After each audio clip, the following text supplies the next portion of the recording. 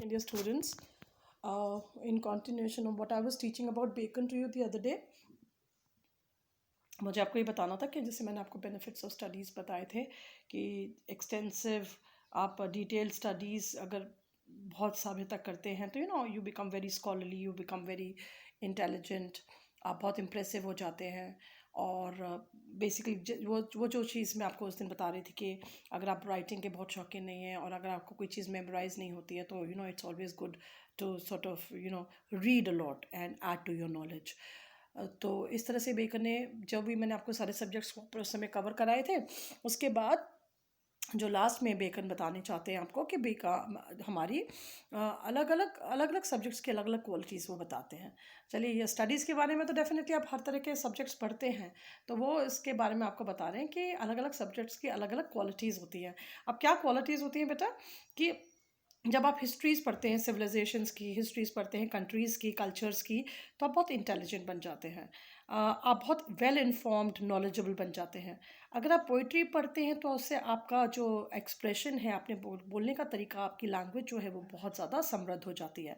Mathematics, गणित, आप सभी जानते हैं कि मैथमेटिक्स से आपका कंसंट्रेशन की पावर्स बढ़ती हैं।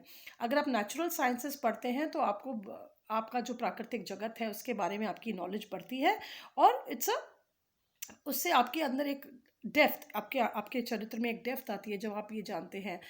ऐसे कहा जाता है कि जब आप एक बड़े से समुद्र को देखें या आप बड़े से पहाड़ को देखें तो आपको अपनी छोटेपन का एहसास होता है कि आप कितने मिनिस्क्यूल हैं। उससे हमारे अंदर जो घमंड है, जो प्राइड है, वो सारी धुल जाती है, क्योंकि आपको लगता है इस ईश्वर की दुनिया में देखिए कितनी कितनी बड़ी, कितनी विशाल चीज़ें हैं और आप उसके सामने एक छोटा सा जर्रा, एक छोटा सा कण है।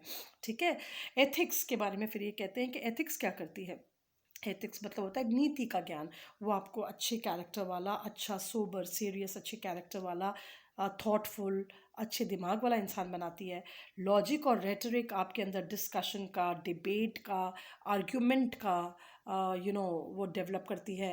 सेंस कि कैसे हम लोग इसको कैसे हम आर्ग्यूमेंटेटिव, आपने डिबेट्स वगैरह करी हैं, रेटरिक्स कहते हैं उसे। और आ, वो एंड में ये भी कहते हैं कि ऐसा कोई ऑब्स्टिकल नहीं है जो पढ़ाई पार ना करवा सके। आज हम मॉडर्न टाइम्स में एजुकेशन को इतना ज़्यादा इम्पोर्टेंट क्यों मानते हैं। हम मार्जिनलाइज्ड लोगों की, विमेन की, जो दबे पिछड़े वर्ग थे, जिनको अभी तक पढ़ाई का अपॉर्चुनिटी नहीं मिली थी, उन सब की पढ़ाई पे हम जोर क्यों देते हैं? क्योंकि पढ़ाई वो एक हमारे हाथ में एक हथियार है, एक टूल है जो हमारे आगे आने वाले कल को बहुत बेहतर बना देता है। इसलिए हर किसी को बेटा अपनी ज़िंदगी को खूबसूरत बनाने का अधिकार है और इसलिए हम सबको पढ़ाई करनी चाहिए। That's what he says. कैसा वो एक बहुत इंटरेस्टिंग बात कहते हैं कि कोई फिजिकल, जब आप फिजिकल एक्सरसाइजेस करते हैं तो फिजिकल एक्सरसाइजेस जैसे कि ये उनकी मतलब उनकी बात है, वो एक साइंटिस्ट थे। लाइक बोलिंग जो गेम होता है वो आपकी स्टोन और किडनी के लिए अच्छा होता है। वो कहते थे शूटिंग से सारी लंग्स और ब्रेस्ट की प्रॉब्लम्स दूर हो जाती हैं। वो कहते थे कि जेंटल वॉकिंग से आपका पेट दर्द की, पेट की बीमारियां दूर हो जाती हैं। और अगर आप घुड़सवारी करने के शौकीन हैं तो उससे आपकी सारी मेंटल प्रॉब्लम्स, दिमाग की प्रॉब्लम्स दूर हो जाती हैं। तो वो यही कहते थे कि इसी तरह से रीडिंग, पढ़ाई का, स्टडीज़ करने का, रीडिंग करने का आपका जो शौक़ है वो आपकी बहुत सारी परेशानियों को दूर कर देता है। जैसे कि अगर आप एब्सेंट माइंडेड हैं, आप बहुत जल्दी जल्दी भूल जाते हैं, अगर आपको याद नहीं रहता है, तो वो कहते हैं कि उसमें आपको गणित पढ़नी चाहिए, क्योंकि गणित आपके दिमाग को शार्प कर देगी। कोई भी मैथमेटिकल प्रॉब्लम जो आप सॉल्व करते हैं तो उसमें आपको खूब सारा कंसंट्रेशन चाहिए होता है, बहुत सारा आपको कंसंट्रेशन की एक शक्ति चाहिए होती है कि आप ना अच्छी तरह से किसी चीज़ पे ध्यान दे के काम कर सकें। उसके अंदर केयरलेसनेस, इनअटेंशन की कोई जगह नहीं है। तो अगर आप एब्सेंट माइंडेड हैं तो आपके लिए सबसे बड़ी दवा क्या है कि आप गणित करें। अगर आप अक्षम हैं परसीव करने के लिए कि डिफरेंस क्या है किसी ऑब्जेक्ट्स में, जैसे कि आपको कोई दो बातें कही जा रही हैं और आप उसके अंदर भेद नहीं जान पा रहे, उसको इंग्लिश में कहते हैं हेयर स्प्लिटिंग, बाल की खाल निकालना। अगर आप वो सब नहीं कर पा रहे हैं तो आपको मेटाफिजिक्स पढ़नी चाहिए। मतलब आपको मिडिल एजेस की, वो पहले तो कहते हैं मिडिल एजेस की हिस्ट्रीज पढ़नी चाहिए, फिलोसफीज पढ़नी चाहिए, फिलोसफीज की हिस्ट्री पढ़नी चाहिए, फिलोसफीज पढ़नी चाहिए, आपको मेटाफिजिक्स पढ़नी चाहिए ताकि आप बाल की खाल निकालना सीखें। मतलब अगर आपके अंदर दो चीज़ों में भेद करने की शक्ति नहीं है तो आप मेटाफिज़िक्स पढ़िए मिडिवल एजेस की, उससे आप हेयर स्प्लिटिंग फ़िलॉसफीज़ पढ़िए, जिससे आप छोटी छोटी बातों की गहराई में जाने की आपकी आदत पड़ जाएगी। आपको पेनिट्रेशन की पावर आ जाएगी, distinction between good and bad आ जाएगा आपके अंदर कि कैसे अच्छे बुरे के अंदर भेद किया जाता है। अगर आप बहुत सिंपल माइंडेड है तो आप फिर फ़िलॉसफीज़ हेयर स्प्लिटिंग फ़िलॉसफीज़ पढ़िए।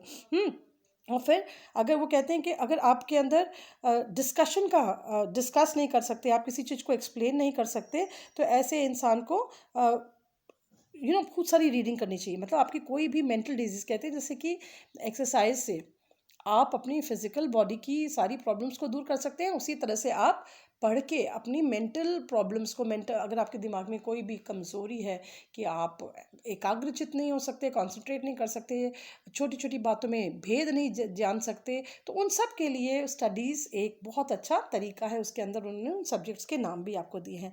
और फिर कंक्लूजन तो यही है बेटा कि आप यही कहेंगे कि फादर ऑफ इंग्लिश ऐसे ही नहीं कहा जाता। छोटे छोटे सेंटेंस, इतना छोटा सा सोचिए आप, एक पेज का आपका ये ऐसे है, और उसके मैंने आपको जो नोट्स दिए हैं वो शायद 8 पेज के हैं।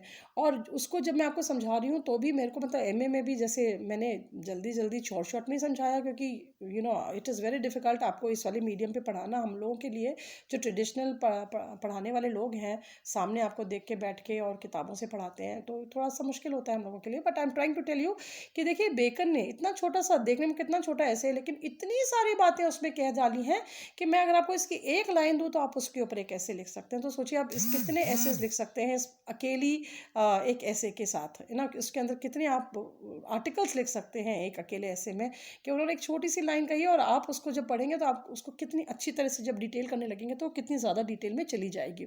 सो इसे उनका एपिग्रामेटिक टर्स स्टाइल कहा जाता है। छोटी छोटी पंक्तियों में 3-3 4-4 पेज के मीनिंग्स दे देना। और ये तो मैंने आपको कहा कि प्रैक्टिकल विजडम देखिए, कि इससे ज़्यादा प्रैक्टिकल विजडम क्या होगा कि वो आपको बता रहे हैं कि अगर आपके अंदर कोई कमी है तो फिर आप उसको कैसे पढ़ाई से पूरा करें। आपको एक अच्छा इंसान, एक सक्सेसफुल इंसान बनाने का एक उनका जो वो है ट्रेडिशन है, उसको वो फॉलो कर रहे हैं। बेकन का ये ऐसे बहुत इंपॉर्टेंट है। मैंने आप लोगों को ये भी कहा कि रेफरेंस टू कॉन्टेक्स्ट इसमें से एक ज़रूर आता है, और वो मैं आपको लाइंस भी बता दूंगी। एक बहुत इंपॉर्टेंट बात मुझे कहनी थी बेटा आपको कि प्लीज़ आप ये वीडियोस को देखिए। ऐसा नहीं है कि हम लोगों को ये बस बहुत मज़ा आ रहा है, शौक आ रहा है, हम लोगों के लिए बहुत डिफिकल्ट है ये वीडियोज़ बना के अपलोड करना। प्लीज़ हमारी मेहनत का थोड़ा रिस्पेक्ट कीजिए, वीडियोज़ देखिए, एंड प्लीज़ सब्सक्राइब ज़रूर कीजिए। उससे मतलब व्यूज़, हम लोगों को इतनी मेहनत का इतना तो फल दीजिए कि एटलीस्ट हम जब व्यूज़ लिखें तो आप मेरे उसमें लिस्ट में आप 150-200 बच्चे और मेरे को व्यूज़ आते हैं मतलब 5। आप लोगों को इतना टाइम नहीं मिलता कि हम लोग इतनी मेहनत से जब वीडियोस बनाते हैं आप उन्हें देखें। और प्लीज़ जितने भी बच्चे देख रहे हैं उन्हें सब्सक्राइब जरूर कीजिए। आप देखेंगे तो मुझे व्यूज़ में पता चल जाता है कितने बच्चों ने देखा। प्लीज़ उसे सब्सक्राइब जरूर कीजिए ताकि मुझे पता चले कि इस बच्चे ने देखा है, क्योंकि फिर नहीं तो हम अटेंडेंस नहीं देंगे। आप ये याद रखिए। आप कम से कम 1 या 2 बार तो हमारी वीडियोस देखिए। दिस इज़ वेरी पेनफुल कि इतना टाइम निकाल के 5 घंटे कॉलेज का काम करके आते हैं, उसके बाद घर आके ये वीडियोस बनाते हैं, आपके नोट्स लिख के आपको अपलोड करते हैं, और आप लोगों को टाइम नहीं है देखने का। This is very sad. और ये रिपोर्ट फिर हमें आगे भेजनी पड़ेगी। इसलिए प्लीज़ प्लीज़ प्लीज़ ये वीडियोस देखिए, हमें सब्सक्राइब कीजिए। एंड अभी मैंने बेटा आपको बेकन का पूरा बताया हिंदी में, इसकी मैंने नोट्स भेजे हैं, प्लीज़ उन्हें प्रिपेयर कीजिए। इसके बाद आप लोग प्लीज़ रजत को बता दीजिए कि आपको एक स्टोरी करना है, या पहले पूरे एसेस करा दूं, जैसे कि हम लोगों ने पोइट्री करी है कि पहले पूरे एसेस करा दूं। मेरा मन था कि एक ऐसे और एक स्टोरी करते, तो देख लेना। अगर आपको कोई ऑब्जेक्शन हो तो मैं दूसरे एसेस करा दूंगी, नहीं तो फिर मैं सोच रही थी कि इसके बाद मैं आपको एक स्टोरी के ऊपर नोट्स भेजूंगी और उस पर लेक्चर दूंगी। और प्लीज़ आप लोगों से ये रिक्वेस्ट है कि आप इनको ज़रूर देखिए, मतलब वीडियोस को ज़रूर देखिए। पहले वो टेक्स्ट को पढ़िए और फिर वीडियोस देखिए, आपको वो टेक्स्ट बहुत जल्दी समझ में आ जाएगा। As far in the standard of English is concern, please याद रखिए कि फर्स्ट ईयर में हम लोग कभी भी आपका स्टैंडर्ड ऑफ इंग्लिश नहीं देखते, हम बस बेसिक सही अंग्रेज़ी देखते हैं। लेकिन जब सेकेंड ईयर और थर्ड ईयर में मार्किंग करने की बात आती है लिटरेचर के पेपर्स की, डेफिनेटली आपका डिक्शन, आपका लैंग्वेज जरूर देखा जाता है। There is absolutely no doubt about the fact that you have to write very good English and you have to express yourself in very good English. तो आपको लगता होगा कि मैम के नोट्स बहुत हाई स्टैंडर्ड के हैं, उसके लिए मुझे मैं माफ़ी चाहती हूँ, क्योंकि जिस तरह से मैं चाहती हूँ, जब मैं आपके पेपर्स चेक करूँगी, जिस तरह के आंसर्स मैं चाहती हूँ, उसी तरह के लैंग्वेज में मैंने आपको ये नोट्स दिए हैं। So this is up to you, please मेहनत कीजिए। फर्स्ट ईयर आपका आराम से ऐसे ही पास हो गया, अब सेकेंड ईयर में पूरी मेहनत कीजिए, हम लोग पूरी मेहनत आपके साथ कर रहे हैं। Please keep in touch. Thank you.